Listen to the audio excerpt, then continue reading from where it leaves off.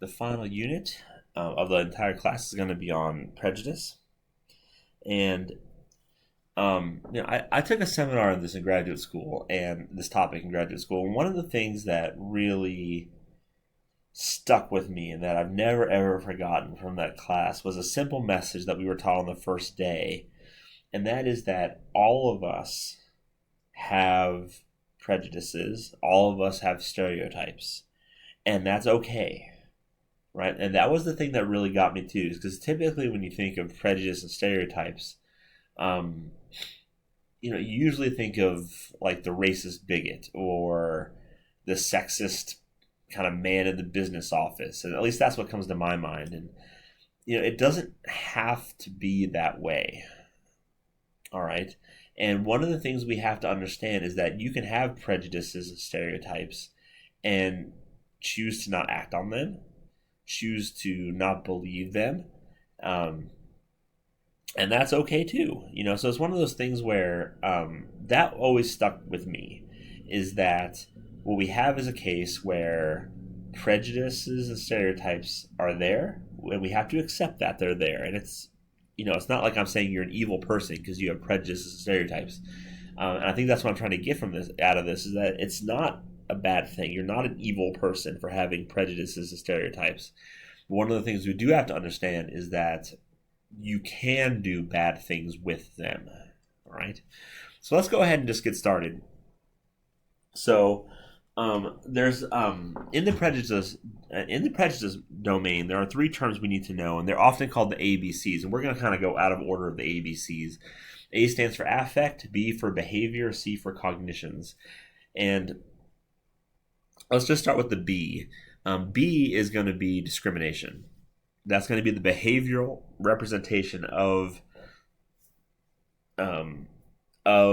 your prejudices and stereotypes. And typically when you think discrimination, most of us think of the pictures that are right in front of you now, where you're talking like the United States, you're talking like the the civil rights movement in the 60s and the 50s, where what you had colored restrooms and white restrooms, and colored and white water fountains, and blacks had to sit in the back of the bus, and those types of things. And that is discrimination. When you actively behave negatively towards someone just because of their group membership, that is going to be what discrimination is. And thankfully a lot of these things, pictures that you see in front of you, are outlawed now, thankfully. Like, for example, the picture on my right where it says help wanted white only, that's illegal now. That's very illegal. At least in the US, it's very, very illegal, which is great and good. However, discrimination, still happens today, where what you have is the things where you have unethical, for example, unethical hiring practices, where if you have a white applicant and a black applicant, and and the applications look identical, if you choose the white applicant because they're white, that's illegal and that's unethical. However, a lot of people are crafty these days, and they're able to be like, oh, no. Well, the white person went to Harvard and the black person went to Yale, and Harvard is just better. So therefore it's justified. We'll get to that later for a theory predicting that. But needless to say, this is one of those things that it's a behavior. And we see this a lot today, unfortunately, in the news, especially recently. For whatever reason, ever since Trump got elected president, there's been a lot more public kind of discriminatory behaviors where people scream at people. I don't know if you've seen this, at least by the time of this recording, it just happened, where there was a man in Utah who was just screaming at, I believe she was a black Muslim, and just screaming at her, and ended up stabbing two white people who came to her defense. In my hometown, Kansas City, there was recently a case where a man walked into a bar, and a white man walked into a bar, and there were two people from India, native to India, who were just having a drink at a bar, and he demanded to see their green card. And when they were like, no, this is ridiculous, and didn't show them the green card, he actually started shooting them. All right. So these things happen today, just in a different, which is very unfortunate that you would think that that's not the case anymore. All right. So that's behavior. That's discrimination. The A is affect. All right. And basically the affective component to this is going to be prejudice.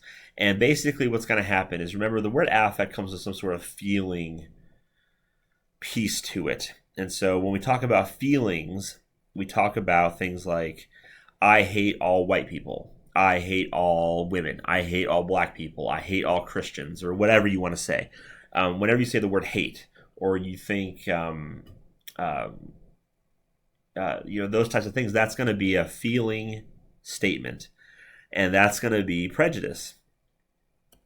All right. Examples would be racism. So this is going to be prejudice. This should not be there. Sorry. This is going to be racism is prejudice toward a group because of their race. There's also sexism. There's also ageism. There's a lot, anything that's an ism like that. That's never a good thing. Now, some people may, now I used to, before Trump was elected and all these people started speaking up about their prejudices and calling it First Amendment rights, there was the question, and was actually raised. And this is like the good old days. The question was raised. Is racism going away? And let me give you an example. So this is a Gallup poll that was conducted, and what they did is they asked people every year from 1957 all the way to 2013, would you vote for a black presidential candidate? And what you see is, it was pretty 50-50 until you got through the civil rights movement. And then after that, a lot of people started saying yes. And then a fewer people started saying no. And what happened was, a lot of people were saying, oh, this is a case that says racism is gone. It doesn't exist anymore. And what we know is that's not the case at all. And, I say these were the good old days because now, ever since Trump got elected, because of his... not because of his policies or anything, but because of his campaign rhetoric more than anything, it just incited a lot of this racism and to kind of just have people say what they want to say, I guess.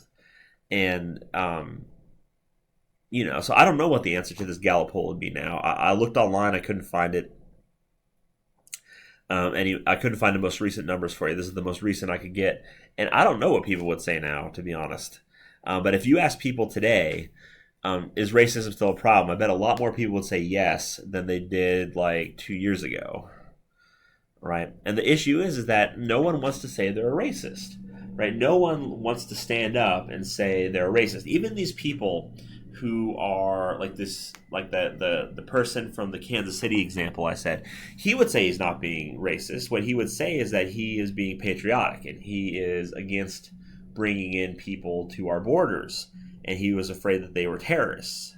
But he would never say that he was a racist. Same with this Utah stabber. He actually went on record saying he's not a racist. He was exercising his First Amendment rights of free speech.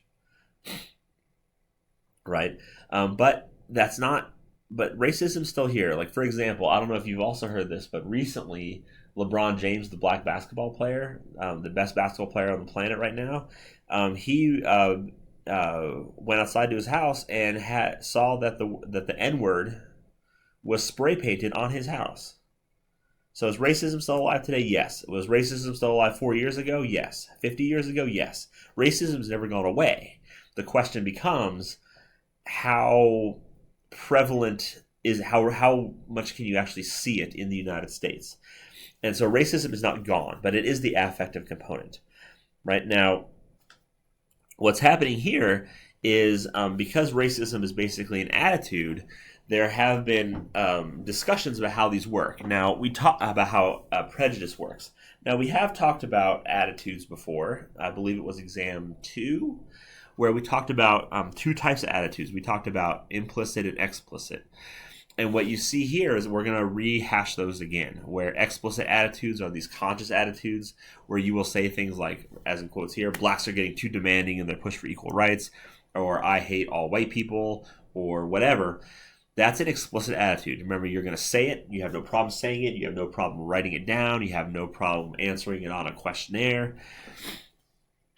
But remember, not a lot of people say those things. Not a lot of people are willing to admit to those things, or at least not publicly.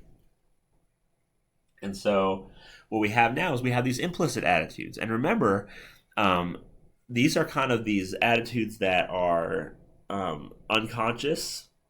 They're automatic. They're secretive. Like, for example, if I really hate old people and I'm an ageist, then what's going to happen is I don't want to say that because that makes me look like a terrible person. So I'm not going to say that out loud, but I might be thinking it. And that would be an implicit attitude. And one of the things with implicit attitudes is that these are the ones we want to get at. Because if you just ask someone, are you racist? They're going to say, no, of course not. Even if they really are, they're going to lie to you. And so we need to get at these implicit attitudes. And remember, that's where the IAT came in. Now, I showed you the IAT back in the attitudes lecture. So remember, that was the one where you had, the black-white IAT, for example, was made by Greenwald. And this is where you would have pictures of black faces and pictures of white faces. And you would pair them with positive words and negative words. And the way it works is you look at the IAT, the way the black-white IAT is scored, is you look at the difference score. You look at whoa, stop that. Stop. Sorry, my pen's being weird. Okay, I guess that's not going to go. There we go. So the black-white IAT, what you look at is look at black, bad, white, good versus black, good, white, bad. So what's going to happen is you're going to get reaction times for this group.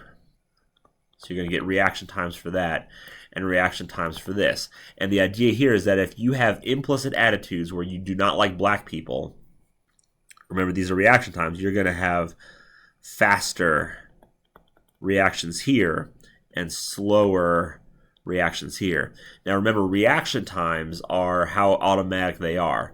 So for example, if someone's had 300 millisecond reaction times to this set, and let's say 600 milliseconds here, this would be kind of indicative of someone who has negative implicit attitudes towards blacks, because they think they're responding black bad faster than they are black good. All right, so that's what the black-white IAT is all about. And what's going to happen with this black-white IAT is they're going to compute these reaction times. And what research has shown is, and so this is a study by Greenwald, and we'll see what you see here is you have the white bar. This is white good, black bad. The black bar is white bad, black good. And what you see here is that when you bring black participants in, there's really no difference here. All right, so even though you see a little difference, it's not statistically significant. You see the biggest difference here, right, between for the white participants, such that white participants are more likely to respond quicker to white good, black bad than they are the other one. Now, these white participants, probably won't even openly say that they're racist or even know that they are. What's likely to happen with the IAT is it is really good at assessing these implicit attitudes where people may not be aware that they feel this way or think this way. But sure enough, this is what the data show from Greenwald. And really what it suggests to us is that the IAT is a pretty valid measure of these implicit attitudes.